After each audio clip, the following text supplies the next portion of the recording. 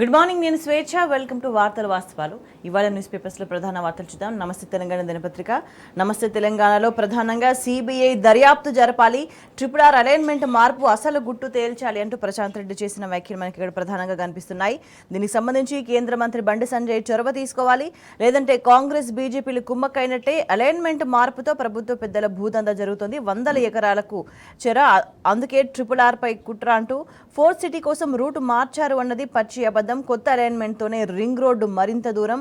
మార్పుల మర్మం ఏంటో ముఖ్యమంత్రి చెప్పాలి, అలైన్మెంట్కు గ్రామ సభల ఆమోదం పొందాలి అంటూ ఇంకా అనేక అంశాలను ప్రస్తావించారు ప్రశాంత్ రెడ్డి. దానికి సంబంధించిన వార్త చూస్తున్నాం. ఇక మరోవైపు సౌత్ అలైన్మెంట్ పై సర్కార్ కమిటీ మార్పు ఎందుకోసం అంటూ కూడా ఇక్కడ కనిపిస్తుంది.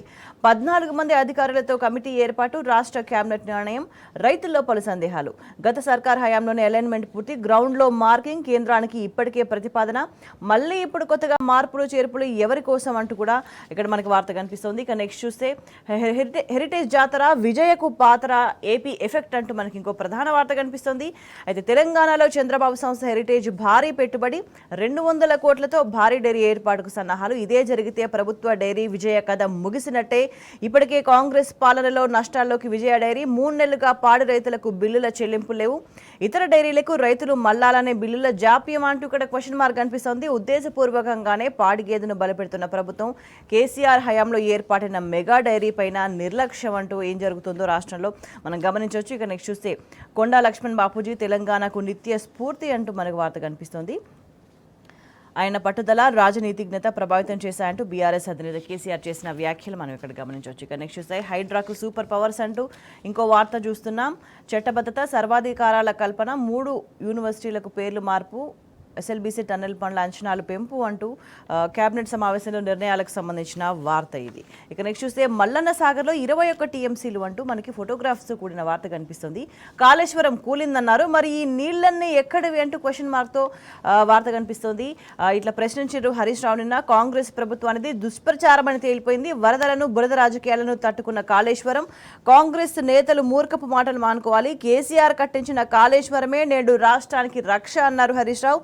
ఎమ్మెల్యేలు, ఎమ్మెల్సీలు, బీఆర్ఎస్ నేతలతో కలిసి మల్లన్న సాగర్ సందర్శన, గంగమ్మ తల్లికి ప్రత్యేక పూజలు చేశారు.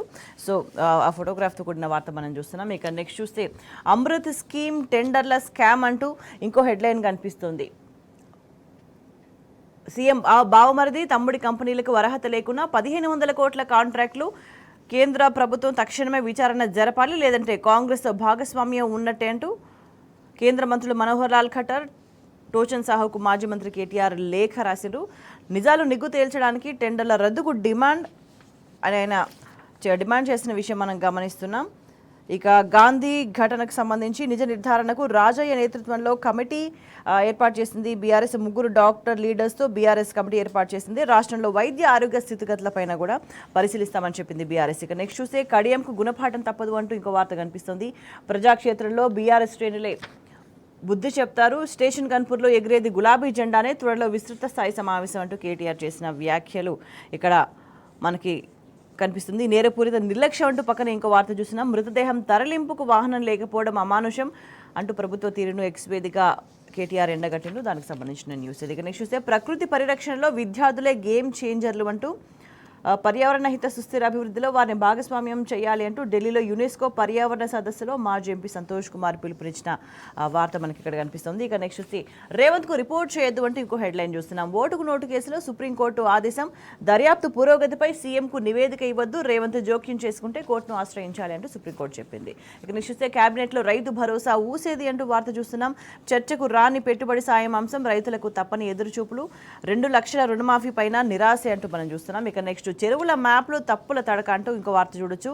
జియో కోఆర్డినేషన్, FTL బఫర్ జోన్ల మార్పు, HMDA పరిధిలో మారిన చెరువుల స్వరూపం, పౌర హక్కుల నేతల అధ్యయనంతో వెలుగులోకి వచ్చింది ఈ విషయం. ఇక నెక్స్ట్ చూస్తే FTL ఎలా నిర్ణయిస్తారు అంటూ క్వశ్చన్ మార్క్ కనిపిస్తుంది ఇక్కడ మనకి హెడ్లైన్లో. అందుకు విధానాలేంటి, నిబంధనలు ఉంటే సమర్పించండి అంటూ రాష్ట్ర ప్రభుత్వాన్ని హైకోర్టు ఆదేశించింది. దానికి సంబంధించిన అప్డేట్ ఇది. ఇక నెక్స్ట్ చూస్తే గౌలిదొడ్డి గోస మళ్లీ మొదటికి అంటూ వార్త చూస్తున్నాం. ఈసారి రోడ్డెక్కిన గురుకుల విద్యార్థుల తల్లిదండ్రులు సీనియర్ ఫ్యాకల్టీని కొనసాగించాలంటూ ఆందోళన. ఇదే విషయమై ఆగస్టులో కళాశాల విద్యార్థుల నిరసన.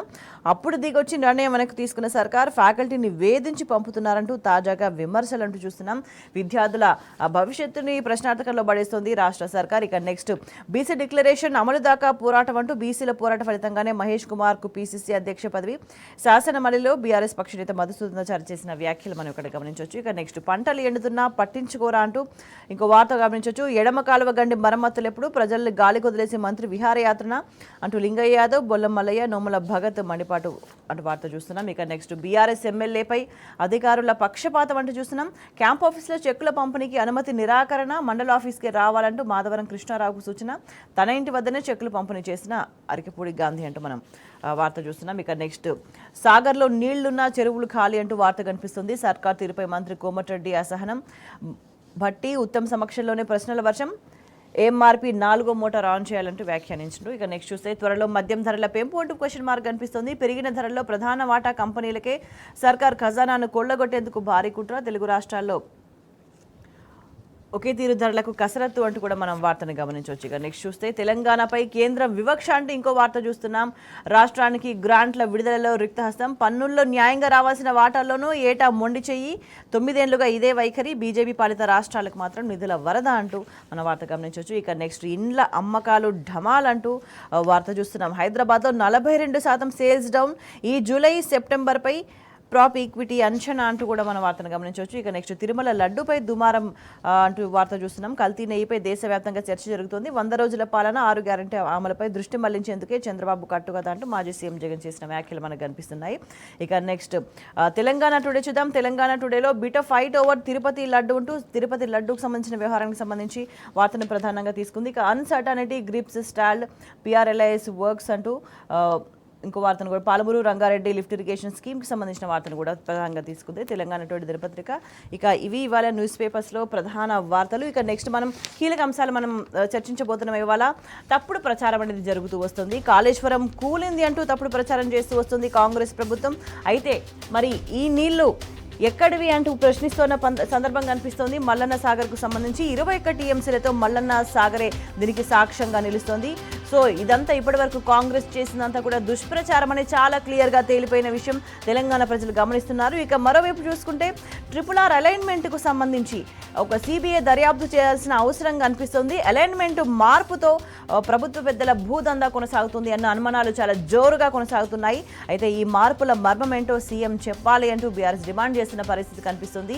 రైతులకు కూడా ఈ అలైన్మెంట్ మార్పుకు సంబంధించి అనేక ప్రశ్నలు తలెత్తుతున్న సందర్భం కనిపిస్తుంది. ఇక మరొక వైపు ఏపీ ఎఫెక్ట్ తెలంగాణపై కాంగ్రెస్ అధికారంలోకి వచ్చినప్పటి నుంచి చాలా క్లియర్గా కనిపిస్తుంది. అనేక అంశాలకు సంబంధించి ఇప్పుడు తాజాగా హెరిటేజ్ పెట్టుబడులకు సంబంధించి ప్రధానంగా చర్చ జరుగుతోంది.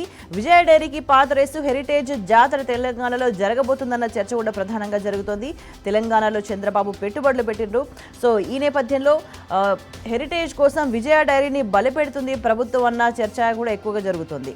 ఇక మరొక వైపు 14,000 ఎకరాల్లో ఫ్యూచర్ సిటీ పేరుతో ప్రభుత్వం చెప్తున్న మాటలకు సంబంధించి అనేక డౌట్స్ వస్తున్నాయి. 4 జోన్లుగా కొత్త నగర విభజన అంటూ చెప్తున్నారు. ఫ్యూచర్ సిటీలో విలాసాలకు పెద్దపీట అంటూ అంటే గతంలో చంద్రబాబు నాయుడు ఏ విధంగా అమరావతికి సంబంధించి ఈ ప్లానింగ్ అంతా చెప్పిండో సో సేమ్ అదే తరహా ఈ ఫ్యూచర్ సిటీ అనే మాట కూడా వినిపిస్తుంది. సో ఇక్కడ ఏం చేయబోతుంది కాంగ్రెస్ ప్రభుత్వం అన్న ప్రశ్న కూడా తలెత్తుతుంది. ఇక వీటన్నిటికీ సంబంధించి మనం మరింత వివరంగా చర్చిద్దాం.